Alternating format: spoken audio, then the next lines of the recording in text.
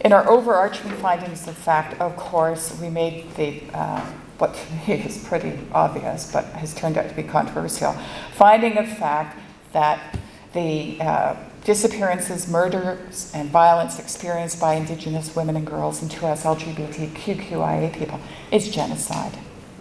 But we also said that colonialism, discrimination, and genocide explains the high rates of violence against Indigenous women, girls, 2S LGBTQIA people.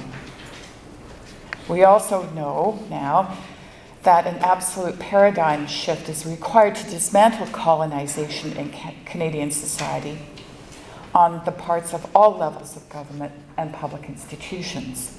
We call on all governments, in partnership with Indigenous peoples, to establish a national Indigenous and human rights ombudsman and tribunal so that those rights violations finally have a place to go to be addressed. Well, in some ways, I welcome the discussion about genocide because we have to have some difficult conversations in this country, and I think genocide is a beginning.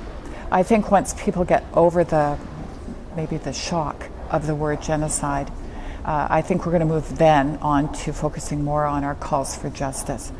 But we have to have these awful, difficult conversations to start with. I think it's unfortunate when a leader rejects a finding of a 30-month-long national inquiry.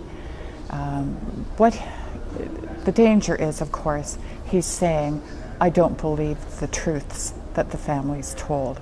And I think it's a real affront to the families and survivors who did come forward.